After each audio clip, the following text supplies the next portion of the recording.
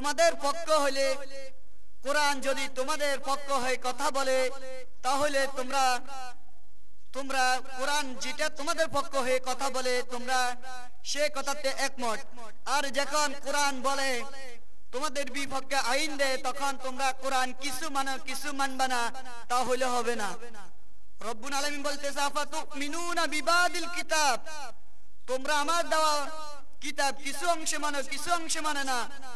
ওয়া তাকফুরুনা বিবাদিল কিতাব, যে অংশ তোমাদের পক্ষ হয়ে কথা বলে তোমরা সে অংশে মানো, আর যে অংশ তোমাদের পক্ষ হয়ে কথা বলে না তোমরা সে অংশে মানো না, তাহলে হবে না।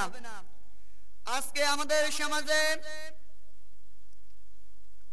আমাদের সমাজে বর্তমান সমাজে পরিস্থিতি এমন হয়েছে, হুজুর আপনি সুবহানাল্লাহর ওয়াজ করেন, আমি পুরা রাত বললে আমি পুরা রাত শুনবো। আপনি আলহামদুলিল্লাহর ওয়াজ করেন, আমি পুরা রাত, আপনি যদি ওয়াজ করেন আলহামদুলিল্লাহ আমি পুরা রাত শুনবো। আপনি আলহামদুলিল্লাহর ওয়াজ বলেন, সামনে রোজা আসতেছে আপনি রোজার বয়ান করেন আমি শুনবো। আপনি হজ করার জন্য বলেন, আমার যদি সামর্থ্য থাকে আমি বাইতুল্লাহতে যাই হজ করব, তাওয়াফ করব। কিন্তু হুজুর আপনি কোরআনে যে বিষয়গুলো আমার বিপক্ষে আসে, হুজুর আপনি ওই কথাগুলো বলিয়েন না। আল্লাহ পাক রব্বুল আলামিন বলছেন, তোমরা আমার কিছু কিতাব মানলে হবে না, আমার পুরোপুরি কিতাব মানো। কিতাবে আল্লাহ তাআলার দেওয়া বিধান, والسارق والسارقة فاقطعوا أيديهما والسارق والسارقة فاقطعوا أيديهما, কোন চোরা বা চুরুনি যদি ধরা খায় প্রথমবার তাদের ডাইন হাতের কবজি কাটো, দ্বিতীয়বার যদি ধরা খায় তাদের পায়ের টাকনু গিরার কবজি কাটো, তৃতীয়বার যদি ধরা খায় তাদের বিপরীত অংশ কাটো, চতুর্থবার যদি আবার ধরা খায় তাদের ডাইন পায়ের কবজি কাটো। এই দেওয়া বিধান কি আল্লাহ তাআলার দেওয়া বিধান না কোন মোল্লা মুলবি দেওয়ার বিধান? রব্বুল আলামিন বলে, আস-সারিকু ওয়াস-সারিকাতু ফাকতাউ আইদিয়াহুমা, কোন চোরা বা চুরুনি যদি ধরা খায় তাদের হাত কাটিয়া দাও, এবং তাদের প্রথমবার ধরা খাইলে তাদের ডাইন হাত কাটো, যদি দ্বিতীয়বার ধরা খায় তাহলে বাম পায়ের কবজি গিরা কাটো, এবং যদি দ্বিতীয়বার ধরা খায় এবং তৃতীয়বার যদি ধরা খায় তাদের বাম হাতের কবজি গিরা কাটো, হাত কাটো, এবং চতুর্থবার যদি ধরা খায় তাদের ডাইন ভর কাটো। এই দেওয়া বিধান কোন লয়ারদের কোন মুফতি মুহাদ্দিসের না, একমাত্র আল্লাহ তাআলার দেওয়া বিধান।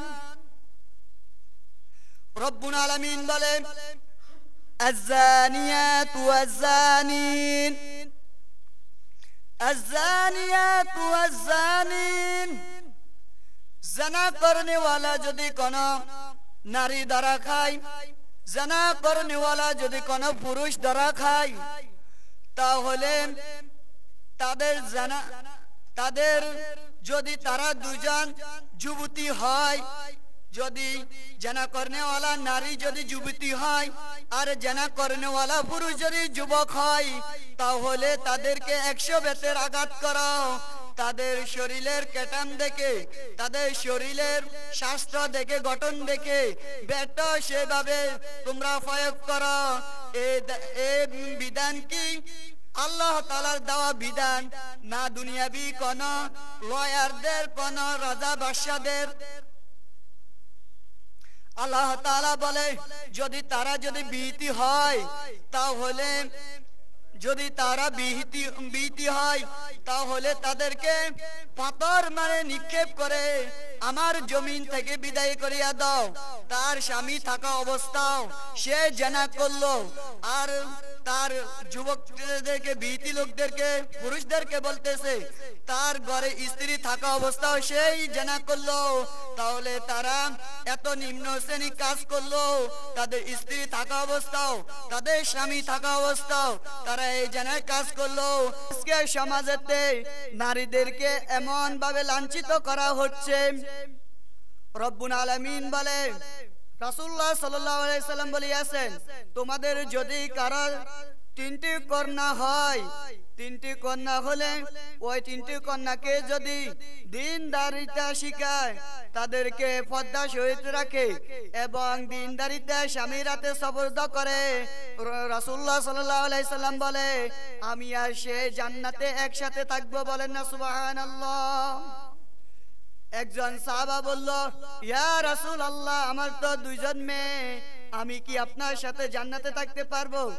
এবং রাসূলুল্লাহ সাল্লাল্লাহু আলাইহি সাল্লাম বললেন, যদি তোমাদের দুইটা মেয়েও হয়, যদি তোমরা দিনদারিতা শিখাও, যদি তোমরা দিনদারিতা শিখাও এবং দিন মতন চালাও এবং দিনদারিতা স্বামীর হাতে সুপর্দ করো, আর তুমিও আমার সাথে একসাথে জান্নাতে থাকবা। বলেন না সুবহানাল্লাহ। এবার আসেন রাসূলুল্লাহ সাল্লাল্লাহু আলাইহি সাল্লাম বলে, তোমরা সমাজের মধ্যে নারীদেরকে এমন ভাবে লাঞ্ছিত করিও না, কারণ এই নারীরা হলো হযরত আদম আলাইহিস সালামের স্ত্রী হযরত হাওয়া, এবং এরপরে আস্তে আস্তে হযরত ইব্রাহিম আলাইহিস সালামের মা নারী। এইভাবে আস্তে আস্তে নারীরা প্রত্যেক নবীদের প্রত্যেক সাহাবাদের মা। যত নবী রাসূল এই পৃথিবীতে এসেছে, প্রত্যেক নবী রাসূলেরা ওই মহিলার বতন মানে পেট থেকে এসেছে। রব্বুল আলামিন বলে, তোমাদের দুইটা মেয়ে যে অংশ পাবে, তোমাদের দুইটা মেয়ে তোমাদের দেওয়া ধন সম্পদ, যে দুইটা মেয়ে যে অংশ পাবে, দুই মেয়ের যে অংশ এক ছেলে সে অংশ পাবে। অর্থাৎ যদি তোমার মেয়ে দুইজন, ছেলে একজন, তাহলে তোমার মেয়ে যেটুক পাবে 3 ডিসিমিলে ভাগ করলে তোমার মেয়ে দুজনে যত অংশ পাবে, এই দুই মেয়ের অংশ একজন ছেলে মালিক হবে। এ দেওয়া বিধান কি দুনিয়াবি কোন লয়ারদের না, এ দেওয়া বিধান একমাত্র আল্লাহ তাআলার। রব্বুল আলামিন বলে, ওয়াকারনা ফি বুয়ুতিকুন্না ওয়ালা তাবারুজনাল জাহিলিয়াতিল উলা। হে উম্মতের নরনারীরা, হে মা, হে বোন, ভালো করিয়া শোনা। রব্বুল আলামিন বলে, তোমরা আগের দিনে জাহিলিয়া লোকদের মতো ঘর থেকে বের হইও না। তোমরা আগের দিনের জাহিলিয়া মহিলাদের মতো ঘর থেকে বের হইও না। বের হতো তোমরা পর্দার সহিত ঘর থেকে বের হও। হাত মোজা লাগাও, বোর মোজা লাগাও, হিজাব করা, বোরকা পরিধান করা, এমন ভাবে রাস্তা দিয়ে হাঁটবা, এমন ভাবে তোমাকে প্যাকেট করবা যেন দুই চোখ যতটুক তুমি হাঁটার রাস্তা দেখো ততটুক পরিমাণ তুমি খোলা রাখো। এ দেওয়া বিধান কি দুনিয়াবি কোন লয়ারদের, কোন মুফতি মুহাদ্দিসের, কোন ইমাম মুয়াজ্জিনের দেওয়া আইন না, একমাত্র আল্লাহ তাআলার দেওয়া বিধান। রব্বুল আলামিন বলে, তোমরা যদি আমার দেওয়া বিধান দ্বারা যদি না বিচার করো, তাহলে শোনো, ওয়ামান লাম ইয়াহকুম বিমা আনজালাল্লাহ ফাউলাইকা হুমুজ জালিমুন। যারা আমার দেওয়া বিধান দ্বারা বিচার পরিচালনা করবে না, রাষ্ট্র পরিচালনা করবে না, আমার দেওয়া বিধান দ্বারা যারা সমাজ চালাবে না, সমাজের বিচার ব্যবস্থা করবে না, তারাই হলে জালেম। এ কথা কি কোন দুনিয়াবি মোল্লা মুলবির কথা না, একমাত্র আল্লাহ তাআলা বলিয়েছেন। রব্বুল আলামিন আকটুরা গিয়া বলে ওয়ামান লাম ইয়াহকুম বিমা আনজালাল্লাহ ফাউলাইকা হুমুল কাফিরুন। যে বা যারা যে কেউ হোক, যারা আমার দেওয়া বিধান দ্বারা সমাজ পরিচালনা করবে না, রাষ্ট্র পরিচালনা করবে না এবং বিচার পরিধান করবে না, বিচার সমর্থক করবে না আমার দেওয়া বিধান দ্বারা, তারাই হলো কাফের। এই কথা কি আমি লালপুরীর বানানো কথা না, একমাত্র আল্লাহ তাআলার দেওয়া বিধান। রব্বুল আলামিন বলে এ মা এ বোনেরা ভালো করিয়া শোনো, এ মা এ বোনেরা ভালো করিয়া শোনো, তোমাদের কত সম্মান, তোমাদের নাম ইসলামের পাতাতে সোনালী অক্ষরে লিখিত আছে। কারণ ইসলামে সর্বপ্রথম শহীদ হয়েছে হযরত সুমাইয়া রাদিয়াল্লাহু আনহা, আর ইসলাম সর্বপ্রথম গ্রহণ করিয়াছে 70 বছরী একজন নারী, তিনি হলেন হযরত খাদিজা রাদিয়াল্লাহু তাআলা আনহা। হযরত সুমাইয়া রাদিয়াল্লাহু তাআলা আনহা একজন দাসী ছিলেন হযরত আবু জাহালের ঘরে। কিন্তু সুমাইয়া যখন কিছু কাজ করত বা কিছু শুরু করবার আগে বলতো বিসমিল্লাহির রহমানির রহিম। কিছু কাজ করা শেষ আলহামদুলিল্লাহ বলতো, এভাবে বলতো। আর আবু জাহালের মেয়ে শুনে হযরত আবু জাহালকে বলছে ও গো আব্বা, আমাদের ঘরে যে দাসী আছে, আমাদের ঘরে যে কাজ করে, সে আমাদের আপনাকে না স্মরণ করিয়া সে কাকে জানি ডাকে। হযরত আবু জাহাল তার মাথা গরম হয়ে গিয়েছে, কি বলে মেয়ে। তখন আবু জাহাল হযরত সুমাইয়া রাদিয়াল্লাহু আনহার কাহিনী শুনিয়েছে। যখন শুনে সুমাইয়া কিছুর লগে বিসমিল্লাহ পড়ে, কিছুর লগে আলহামদুলিল্লাহ পড়ে, কিছুর লগে আল্লাহু আকবার বলে, কিছুর পরে আল্লাহকে স্মরণ করে। তখন আবু জাহেল ওই মরুভূমির উত্তপ্ত বালু, এখনো মক্কা নগরী যাইয়ে দেখেন, সেখানে এখনো চাউল যদি ছিটিয়ে দেয় মুড়ি হয়ে যাবে। ওই উত্তপ্ত বালুর মধ্যে হযরত সুমাইয়া রাদিয়াল্লাহু আনহাকে দুইটা উটের সাথে দুইটা বইর বেঁধিয়েছে এবং হযরত সুমাইয়া রাদিয়াল্লাহু তাআলা আনহার লজ্জাস্থানে বল্লম দ্বারা আঘাত করছে আর এভাবে উটগুলোকে সারিয়ে দিয়েছে। আর সুমাইয়া তখনও বলে আল্লাহর নাম উচ্চারণ করে।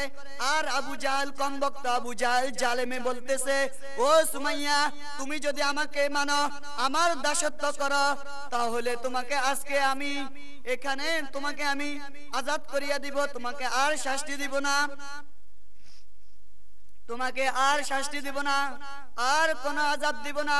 হযরত সুমাইয়া রাদিয়াল্লাহু আনহা বলতেছে, ও কমবক্ত আবু জাহাল, তুমি যদি আমাকে একের পর এক শাস্তি দিতে থাকো, তুমি যদি আমাকে মারিও ফেলো, তাহলে আমি এমন রবের আমি ইবাদত করি, এমন রবকে রব হিসেবে মানিয়ে নিয়েছি, আমি ওই রবের উপর অটল রয়েছি, আমি ওই রবকে ছাড়া তোর মতন আবু জাহালকে, তোর মতন কমবক্ত নাস্তিককে আমি রব হিসেবে তোকে আমি মানি নিতে পারি না।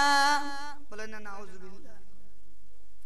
এভাবে হযরত সুমাইয়া রাদিয়াল্লাহু তাআলা আনহা বলতেছে, ও আবু জাহাল, তুমি যদি আমাকে শহীদ করিয়া দাও, আর যদি আল্লাহ তাআলা আমাকে এক জানের বিনিময় যদি 1000 জানও আমাকে দান করে, আমি আমার জানকে আমি আল্লাহর রাস্তায় আমি শহীদ করিয়া দিব, আল্লাহর রাস্তায় আমি আমার জানকে বিলিয়ে দিব, কুরবানি করিয়া দিব। বলেন না সুবহানাল্লাহ।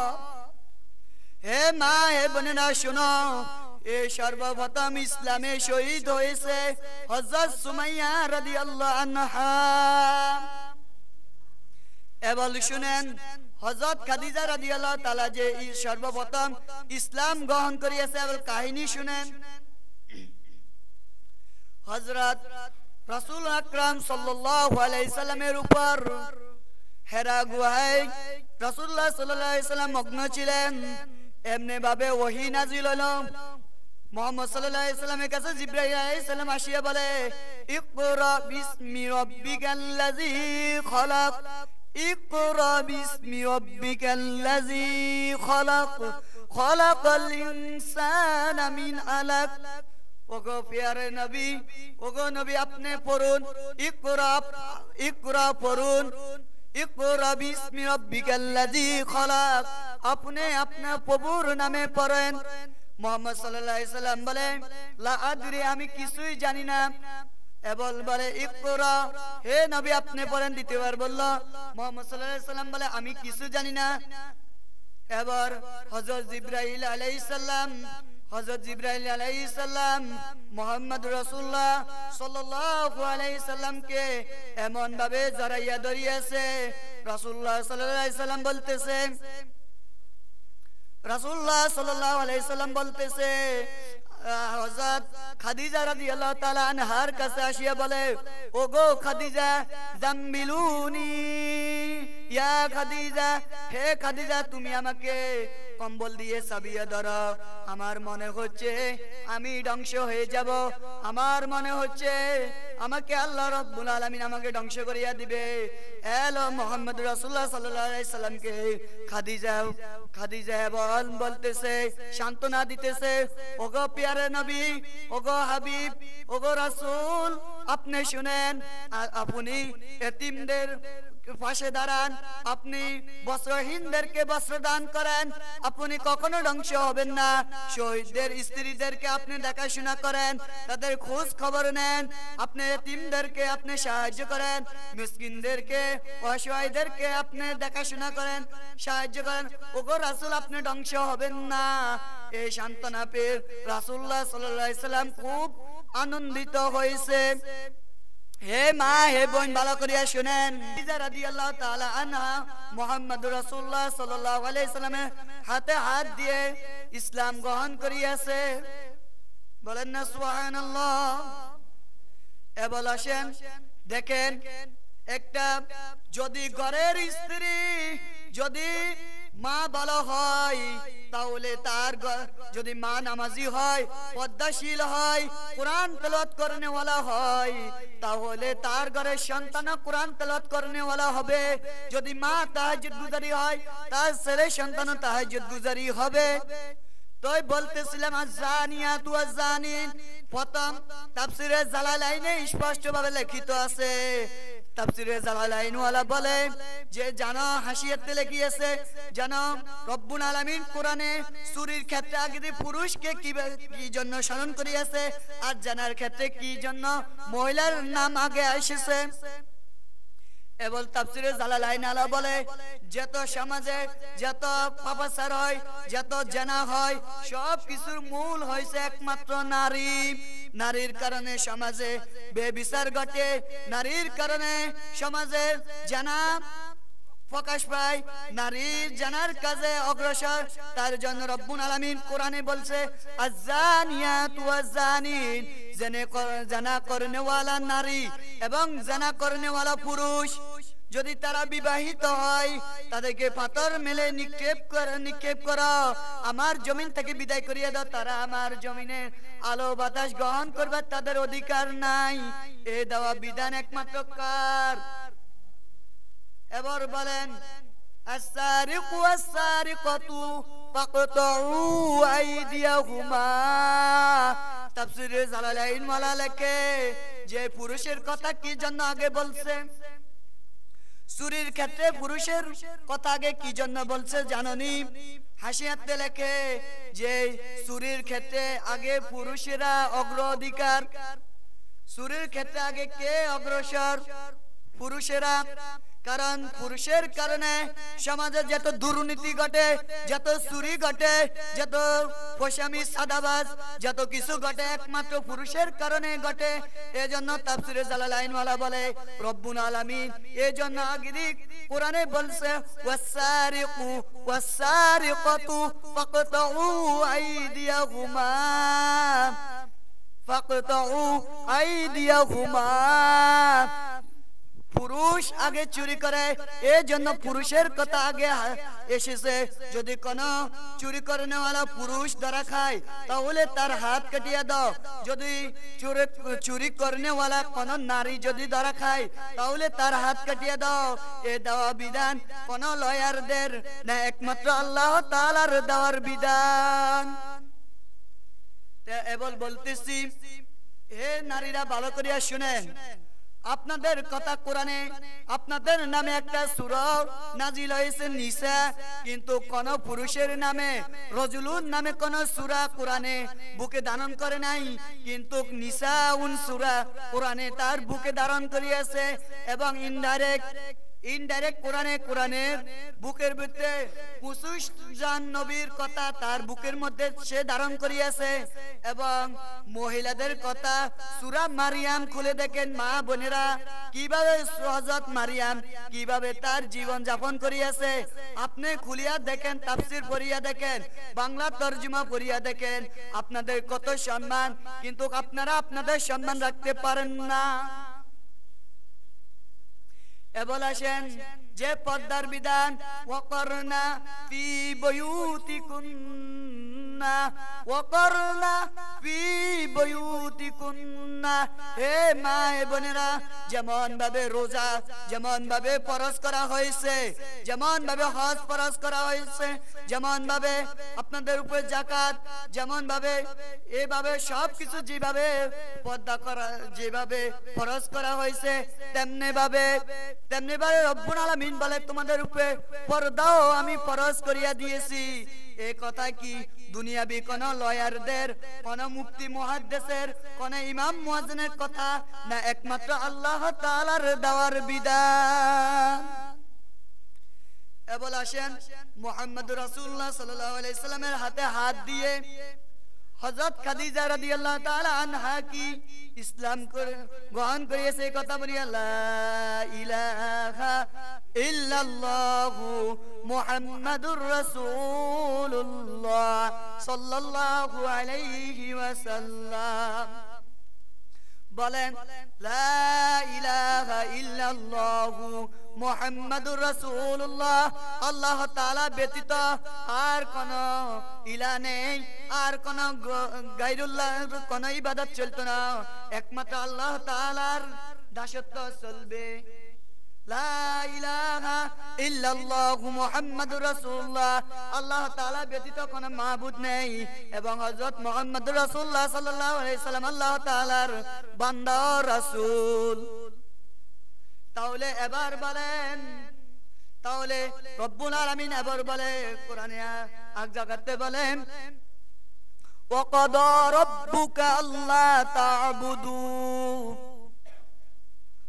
ওয়াকাদা রাব্বুকা আল্লা তা'বুদু, তোমাদেরকে আদেশ করা হয়েছে, ওয়াকাদা রাব্বুকা আল্লা তা'বুদু, তোমাদেরকে সিদ্ধান্ত দেওয়া হয়েছে একমাত্র আল্লাহ তাআলা ব্যতীত আর কারো ইবাদত করা যাবে না।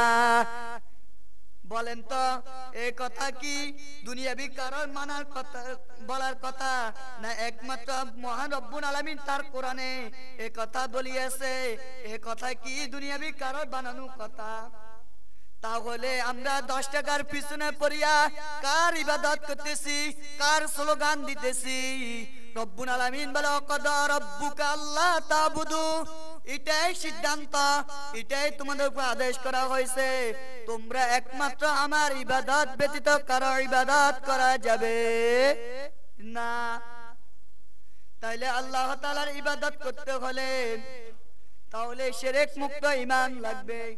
কি মুক্ত ঈমান লাগবে না? এ কথা বললে হবে যে কোরআনের সাথে কোন রাজনীতির সাথে কোন পরিচয় নাই, কোরআনের সাথে কোন রাজনীতি সম্পর্ক নাই। এ কথা কি হাসরের ময়দানে যাই কইলে কি হইবনি? হইতো না। কারণ রব্বুল আলামিন তো কোরআনে স্বয়ং তিনি আইন বাতাই দিয়েছে, আস-সারিকু ওয়াস-সারিকাতু, জানার ক্ষেত্রে বলছে আজ-জানিয়াতু ওয়াজ-জানিন, ছেলে সন্তানের ব্যাপারে সূরা নিসার 11 নম্বর আয়াতে বলছে তোমাদের ছেলেও আমার দেওয়া তোমাদের মেয়েও আমার দেওয়া তোমাদের মেয়ে দুইজনে যতটুকু অংশ পাবে একজন ছেলে ততটুকু অংশ পাবে রব্বুল আলামিন তো এই আইন কি কোরআন ব্যতীত অন্য কথাও কি বলছেনি বলে নাই তাহলে আপনি কিভাবে বলেন আপনি একজন জ্ঞানী গুণী মানুষ হয়ে আপনি কিভাবে বলতেছেন কোরআনের সাথে কোনো রাজনীতি সম্পর্ক নাই রব্বুল আলামিন বলে যে তোমাদেরকে এটাই সিদ্ধান্ত করিয়ে দিয়েছি এটাই তোমাদের উপর সিদ্ধান্ত যে তোমরা আমার ইবাদত ব্যতীত কারো ইবাদত করা যাবে না আসেন মহব্বতের সাথে কিছু জিকির করি লা ইলাহা ইল্লাল্লাহ লা ইলাহা ইল্লাল্লাহ লা ইলাহা ইল্লাল্লাহ এখানে শেষ নয় এই কালিমা বদরে ছিল এই কালিমা খন্ডকে ছিল এই কালিমা উহুদে ছিল এই কালিমা হুমায়ুনের যুদ্ধে ছিল এই কালিমা শামিলে বালাকোট এই কালিমা সেখান থেকে অতিক্রম করে শত শত ছাত্র জনতার মুখ থেকে উচ্চারণ হয়ে এই জালিমের মসনদকে খন খন করিয়া দিছে টুকরা টুকরা করে দিছে একমাত্র কি স্লোগানে আল্লাহু আকবার নারে তাকবীরের স্লোগান দ্বারা আল্লাহর নাম উচ্চারিত দ্বারা জালিম এই দুনিয়াতে যত জালিম বাহাদুরি করিয়াছে সব জালিম একের পর এক ধ্বংস হয়েছে একমাত্র লা ইলাহা ইল্লাল্লাহু মুহাম্মাদুর রাসূলুল্লাহ অতীত হযরত আদমের মুখে থেকে উচ্চারণ হয়েছে সেখান থেকে এই পৃথিবীর যত উম্মত আছে যত আনাসি কুনাসি যত মানুষ আছে সকল মানুষের কাছে এই কালমা পৌঁছবে এবং এই কালমার কারণে যত ইসলামে যত জালেমেরা যত শক্তি ধরিয়েছে যত কিছু নির্যাতন করিয়াছে এই কালমা কখনো কি বন্ধ হয়েছে বন্ধ হয় নাই এই কালমা কখনো বন্ধ করতে পারবে না যত জালিমেরা যত নিপরিত করক যত আলেমদেরকে হাসির মঞ্চে ঝুলাক যত ইসলামের নামে দুশমনি করবে মুহাম্মদুর রাসূলুল্লাহ সাল্লামকে নিয়ে কটূক্তি করবে কারণ এই কালমা হযরত আদমের মুখ থেকে উচ্চারিত হয়েছে এই কালমা শেষ পর্যন্ত আল্লাহ আল্লাহ বলনেওয়ালা একজন মানুষ থাকা অবস্থা তার মুখ থেকে এই কালমা কি উচ্চারিত হবে রব্বুল আলামিন বলে জাননি আগের কালে মানুষদের কোন অবস্থা হয়েছে ফেরাউনের গোষ্ঠীরা থাকতে পারে নাই আবু জাহেলের মতন কমবক্ত থাকতে পারে নাই এই বাংলার জমিনে যত জালেম যত মুশরিক যত বেঈমান থাকতে চাবে কেউ পারবে না একমাত্র যারা বলিয়েছে লা ইলাহা ইল্লাল্লাহু মুহাম্মাদুর রাসূলুল্লাহ যে বলিয়েছে কালমা উচ্চারণ করিয়েছে যে নারে তাকবীরের স্লোগান ইসলাম মতন তার জীবন চালাবে আর এই ইসলামী যতদিন এই বাংলার জমিনে ইসলাম থাকবে ততদিন কোন জালেমে কোনদিন কোন কিছু করতে পারবে না ফাসাদ চোখে দেখবে না এই কথা রব্বুল আলামিন বলতেছে তোমরা এত ফাসাদ করছো তোমরা এত রাজত্ব চালাইছো কিন্তু তোমাদের জন্য তোমরা চলিয়ে গিয়েছো কিন্তু তোমাদের জন্য কেউ কাঁদে নাই রব্বুল আলামিন বলে কি বলছে শুনেন রব্বুল আলামিন বলে ফামা বাকাত আলাইহিমুস সামাউ ওয়াল আরদু ওয়া মা কানু মুনজিরিন রব্বুল আলামিন বলে যখন জালেমেরা তাদের ফাসাদগুলো ধুই চলিয়া গিয়েছে আর তখন আসমান থেকেও কেউ কাঁদে নাই জমিন থেকেও এই জালেমদের জন্য কেউ কাঁদে নাই ফামা বাকাত আলাইহিমুস সামাউ ওয়াল আরদু ওয়া মা কানু মুনজিরিন জালেমেরা যখন সন্ত্রাসীরা যখন ফাসাদ ফলায় আর তখন ওই এদের জন্য কেউ কাঁদে না বাংলাদেশের ওই ফিলিস্তিনের জমিনের দ্বিতীয় ফেরাউন বাশার আসাদ যখন ফলাইছে তার জন্য কেউ কাঁদে নাই। সে মনে করছে যে মুসলমানের উপরে আমি নির্যাতন চালাইয়ে যেতেছি, আমাকে তারা যে পর্যন্ত মানবে না সে পর্যন্ত আমি তাদেরকে আযাব দিতে থাকবে, তাদের উপরে আমি কোন কি আযাব বন্ধ করব না। আর রব্বুল আলামিন বলে, হে জালেম, তুই তোকে মনে করতেছ, কিন্তু আমি যখন তোকে উঠাইয়া দিব, তোকে যখন আমি তোর ফাসাদকে, তোর শস্য ক্ষেতকে যেভাবে তোর ফাসাদ করিস ওইগুলোকে আমি যখন ধ্বংস করিয়া দিব, তখন আসমান থেকেও কেউ তোর জন্য কানবে না, জমিন থেকেও কেউ তোর জন্য কানবে না। ঠিক না বে ঠিক? এই জালিম হাসিনা দে আমাদের দেশ থেকে গিয়েছে, কেউ কি তার জন্য কেউ আফসোস করছে? কেউ কি কানছে? কান্দে নাই। কিন্তু কোরআনের ফকি আল্লামা দেলোয়ার হোসেন সাইদি সাহেব যখন 14 আগস্ট যখন তিনি মৃত্যুবরণ করিয়াছে, আর তখন এ কারাগারে যখন তার মৃত্যু হয়েছে, তখন শত শত যুবকরা তার জন্য কেঁদিয়েছে। এ আসমান থেকে তার জন্য যেন কাঁদতেছে, জমিনের মানুষ তো তার জন্য কাঁদতেছে। বুঝো কারা খাঁটি, কাদেরকে মানুষে ভালোবাসে আর কাদেরকে মানুষ ভালোবাসে না, তোমরা এবার চিন্তা করিয়া দেখো। এভাবে মা সীতাকে হযরত ফেরাউন বলতেছে, হযরত ফেরাউনে বলতেছে যে ফেরাউন নাডা বলতেছে, ও মা সীতা, তুই যদি আমাকে মানস তাহলে তোর বাচ্চাদেরকে আমি তেলে জ্বালাবো না। ওই মা সীতার কাহিনী শুনেন। হে মা বোনেরা, আপনারা ভালো করে শুনেন, এখানে উপস্থিত যারা আছেন আপনারা শুনেন। ফেরাউনের ঘরে হযরত মা সীতা দাসী ছিলেন। তখন ফেরাউনের মেয়ের মাথা আঁচড়তে লাগছে, আর লাগার সাথে যখন মা সীতার হাত থেকে চিরুনিটা নিচে পড়িয়া গিয়েছে, আর মা সীতা বিসমিল্লাহির রহমানির রহিম করিয়া ওই চিরুনিটা উঠাইলো।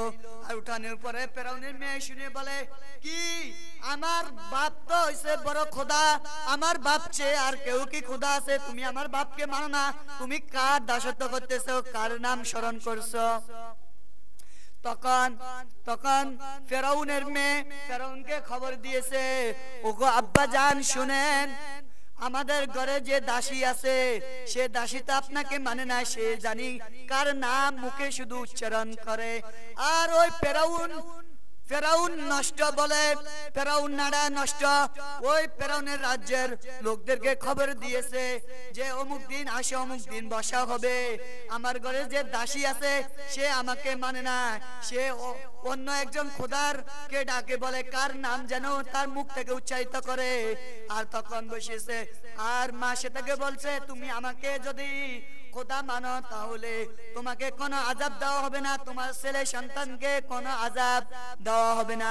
আর মা সেটা বলছে, ও ফেরাউন, ও জালেম, তুই যদি আমাকে না আমার ছেলে সন্তানদেরকেও যদি আযাব দেস তাহলে আমি তোকে মানব না।